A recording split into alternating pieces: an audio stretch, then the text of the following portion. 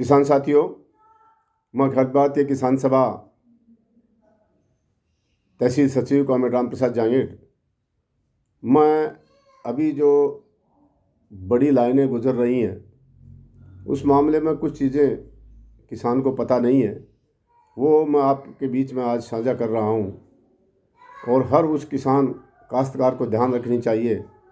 जिनके खेत से बड़ी लाइनें गुजर रही हैं। यह जो 2024 की गाइडलाइन है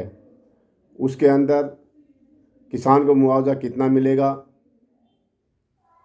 किसान का क्षेत्राधिकार क्या है, कंपनी का क्षेत्राधिकार क्या है,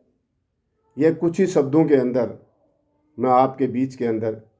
पेश करना चाहता हूँ। आप ध्यानपूर्वक उसके अंदर सुने और इस लड़ाई को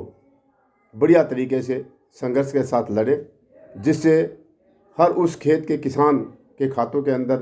लाखों लाख रुपए मिल सकें जिनके खेतों से यह बड़ी लाइनें गुजर रही हैं। यह 2024 का जो एक पॉलिसी बनी थी 14 जून 2024 को, और एक मापदंड तय किए थे मिनिस्ट्री ऑफ पावर केंद्र सरकार ने, और उसके अंदर 66 केवी से लेकर के जितनी भी बड़ी लाइनें हैं खेतों के अंदर गुजर रही हैं उनके अंदर किसान को मुआवजा देने का अधिकार है। लंबी लड़ाई के बाद हरियाणा के किसानों ने सबसे पहले इस लंबी लड़ाई को लड़ा, उसके अंदर जीत हासिल की, और ये लंबे संघर्ष के बाद उनको लाखों लाख रुपया मुआवजा का मिला। हरियाणा के किसानों ने अखिल भारतीय किसान सभा के नेतृत्व के अंदर बहुत बढ़िया तरीके से उस लड़ाई को लड़ा, जिससे पूरे देश के अंदर ये कानून बन करके तैयार हुआ और लागू हुआ। बड़ी लाइनों का जो सिस्टम है, कंपनियां फटाफट अपना काम करके निकल जाती हैं और किसानों को जानकारी के अभाव के अंदर किसान तय नहीं कर पाता, और गवर्नमेंट का हवाला दे करके गवर्नमेंट के एसडीएम को, पुलिस को आगे करके कंपनियां किसानों को लूटने का काम करती हैं। तो इस पे हमें बड़ी गंभीरता से आप लोगों को नॉलेज होना चाहिए। ये चीज़ क्या है, सरकार कंपनी और अपनी ज़मीन अधिग्रहण नहीं करती, सिर्फ लाइन और टावर लगाने का काम कंपनी करती है। ये तो उसको अधिकार है, हम उसको मना नहीं कर सकते, लेकिन मुआवजा देना अनिवार्य है। किसान को नोटिस दिए बिगर कोई भी कंपनी किसान के खेत से किसी भी प्रकार की लाइनें गुजार नहीं सकता। जो बड़ी लाइनें हैं उसके अंदर टावर जहां खड़ा होता है उसका 200% डीएलसी रेट का मुआवजा किसान को मिलता है, डीएलसी रेट का 2 गुना। और यह सर्किट रेट है, कलेक्टर रेट है और मार्केट रेट, जिसमें से जो ज़्यादा होता है मार्केट रेट से, डीएलसी रेट से जो ज़्यादा पैसा मुआवजा का होता है, रेट होती है, उसका मुआवजा किसान को मिलता है। और उसके अंदर मान लो उदाहरण के तौर पे किसी हेक्टर, 1 हेक्टर के अंदर 10 लाख रुपए की रेट है, उदाहरण है 10 लाख रुपए की रेट है, तो किसान को उसका टावर खड़ा करने का 20 लाख रुपए मुआवजा मिलता है। ये एक बहुत बड़ी रकम होती है, क्योंकि किसान की ज़िंदगी का पूरा उसकी कमाई का जो एक निश्चित एरिया के अंदर वो लाइन खड़ी हो जाती है, तो उसके अंदर किसान न वहाँ पे फसल उगा सकता, न वहाँ से मकान बना सकता, न वहाँ पे पेड़ लगा सकता। इसलिए इसके साथ साथ उसके अंदर किसान को लाइनें जहाँ से गुजरती हैं किसान के खेत से, टावर और टावर के बीच में जो लाइन है उसका डीएलसी रेट का 30% किसान को मुआवजा मिलेगा। इसके अलावा किसान को उसकी फसल का, यदि फसल की बुआई उस एरिया के अंदर कितनी प्रभावित होती है उसका मुआवजा मिलेगा, उसके अंदर कितने पेड़ कटते हैं उसका मुआवजा मिलेगा। किसान यदि बसा हुआ है उस खेत के अंदर, उसने मकान बना रखे हैं, उसने पशुओं के मकान बना रखे हैं, तो उसका भी मुआवजा डीएलसी रेट के हिसाब से तय किया जाएगा। अतः जो किसान प्रभावित हो रहे हैं उनको बढ़िया तरीके से लड़ाई लड़नी चाहिए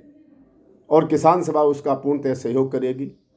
अभी रामगढ़ एरिया से जो लाइन लावड़ा और क्यामसर उधर से लाइनें जो गुजर रही हैं, हमारे किसानों के नेता कपिल जो इस लड़ाई को लड़ रहे हैं, हमारे किसानों के नेता कैलाश बलारा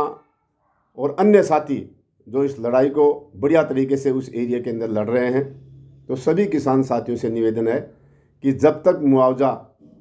की राशि तय नहीं हो जाती है और मुआवजा खाते के अंदर नहीं आ जाता है, कोई अग्रीमेंट नहीं हो जाता है, तब तक उन लाइनों को खड़ा नहीं करने दें। क्यों कि उसके अंदर वो सब चीज़ें शामिल हैं। मैं पुनः आपको बता देता हूँ कि वो सब चीज़ें शामिल हैं जिसके अंदर किसान के खेत के अंदर जो भी चीज़ उगी हुई है, जो भी फसल प्रभावित हो रही है, चौमासे के अंदर खरीफ और रबी की फसलें हम नहीं ले सकते, उसका इतना पावर होता है, आदमी सो ही नहीं सकता उन तारों के नीचे, और बहुत बड़ा नुकसान उन बिजली के जो करंट गुजरते हैं, बहुत बड़ा नुकसान उसके अंदर होता है। तो जिस एरिया के अंदर हमारा टावर लगता है, जिस एरिया के अंदर तार खींचे जाते हैं, जिस एरिया के अंदर हमारी फसलें प्रभावित होती हैं और जहां हमारे मकान प्रभावित हो रहे हैं, उन तमाम चीज़ों का, जहां पे पेड़ कटे और पेड़ प्रभावित हो रहे हैं, उन तमाम एरिया का मुआवजा बढ़िया तरीके से किसान को देने का राइट इन कंपनियों को है। और ये कंपनियां भूल भुलाए किसानों को बिना तय किए हुए निकल जाती हैं ये काम करके। तो हमें इस लड़ाई को मजबूती के साथ किसान सभा के लोगों को नेतृत्व के अंदर किसानों को लड़नी चाहिए, जिससे आपको टावर का बहुत बढ़िया मुआवजा मिलेगा।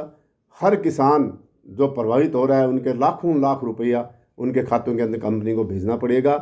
तो ये जो पुनः मैं आपको ये तरीका बता देता हूँ कि जहाँ टावर लगा हुआ है उस टावर के अंदर जितनी ज़मीन आती है एरिया का, उसके अंदर 200 गुना डीएलसी रेट का जो सबसे ज़्यादा जो रेट वहाँ पे है, वो तहसीलदार पटवारी से निकाल करके उसका 200 गुना मुआवजा टावर का मिलेगा। 30% डीएलसी रेट का मुआवजा मिलेगा तार खींचने का। उसके नीचे जो फसल है, उसके नीचे जो मकान बने हुए हैं, उसके नीचे जो हवेली बनी हुई है किसान की, पशुओं के ढारे बने हुए हैं, उन सब का रेट पीडब्ल्यूडी के अधिकारियों को बुला करके उसकी वैल्यूएशन क्या है आज के दिन, उसका कितना क्षेत्र गिरा जाता है, उसका बहुत बढ़िया मुआवजा किसानों को इन कंपनियों को देना पड़ेगा। इसलिए ये बड़ी कंपनियां, कॉरपोरेट घरानों की जो कंपनियां हैं, प्रशासन के साथ वो मिले हुए हैं। प्रशासन डराने का काम करेगा, प्रशासन धमकाने का काम करेगा। इसलिए हम अखिल भारतीय किसान सभा के लोग प्रशासन को भी चेतावनी देना चाहते हैं, उपखंड अधिकारी एसडीएम को भी कहना चाहते हैं कि यह आंदोलन बहुत तीखा और तेज़ होगा। प्रशासन पुलिस के अधिकारियों को भी चेतावनी देना चाहते हैं कि किसान के साथ किसी भी प्रकार की नाइंसाफ़ी नहीं करें। किसान को मुआवजा देने के बाद ही लाइन किसान जाने देगा। यह आंदोलन शुरू हो गया हमारे इस रामगढ़ एरिया के अंदर। तो आप लोगों से अपील है, निवेदन करता है अखिल भारतीय किसान सभा के हम लोग निवेदन करना चाहते हैं कि किसान को अकेला नहीं समझें और आप लोग कंपनियों के दबाव में नहीं आए। कंपनियों को कहें कि किसान के खातों के अंदर अग्रीमेंट करके मुआवजा डालने का काम करें, तभी जाकर के लाइनें हम खड़ी करने देंगे, किसान खड़ी देगा। तो मैं पुनः उन तमाम किसान साथियों से अपील करना चाहता हूं, मेरे नेताओं से भी अपील करना चाहता हूं कि डट करके आप अपने एरिया के अंदर इस लड़ाई को लड़ें, किसान को साथ लेकर के लड़ाई लड़ें और लाखों रुपए का मुआवजा किसानों के खाते के अंदर डलवा करके ये उदाहरण पेश करें कि लड़ने वाले लोग ये अखिल भारतीय लाल झंडा के लोग हैं, जो सब जगह इलाकों के अंदर, पूरे ज़िले के अंदर नहीं, आसपास के अन्य ज़िलों के अंदर भी, चाहे वो झुंझुनू हो, चाहे नागौर हो, चाहे सीकर हो, जहाँ से भी हमारे इस शेखावाटी एरिया के अंदर लाइनें निकली हैं, हमारे अखिल भारतीय किसान सभा के नेतृत्व के अंदर लड़ाइयाँ लड़ी गई हैं और लाखों लाख रुपया किसानों के खातों के अंदर पहुँचा है। आवश्यकता पड़ी तो दोस्तों आप अपने आप को अकेला नहीं समझें, हमारे प्रदेश और ज़िले के नेता भी आपके बीच में पहुँचने का प्रयास करेंगे, इस लड़ाई को लड़ें, डट करके मुकाबला करें और किसानों को अनाथ नहीं छोड़ें और किसान इकट्ठे होकर के लाल झंडे के नेताओं के साथ संघर्ष करें। लाल झंडाओं का इतिहास रहा है कि लाल झंडे के कोई भी नेता किसी भी प्रशासनिक अधिकारियों के सामने झुकता नहीं है, लड़ाई को तब तक लड़ता है जब तक लड़ाई का परिणाम नहीं आता। इसलिए दोस्तों, आप लोग डट करके मुकाबला करें, किसान संगठित हों, जिनके खेतों से भी जाना और अन्य किसान भी उन किसानों का सहयोग करें जिनके खेतों से लाइन जा रही है। हो सकता है कि आने वाले समय के अंदर वही लाइनें या दूसरी लाइनें आपके खेतों से गुजरे। तो मैं पुनः अपील करना चाहता हूँ, अखिल भारतीय किसान सभा का साथी हमारा संगठन आपसे अपील करना चाहता है कि इस लड़ाई को बढ़िया तरीके से लड़ें। मुकाबले के अंदर, संघर्ष के अंदर आप लोग जीतोगे और लाखों रुपए आपके खातों के अंदर कंपनियों को भेजना पड़ेगा। इनकलाब जिंदाबाद, अखिल भारतीय किसान सभा जिंदाबाद।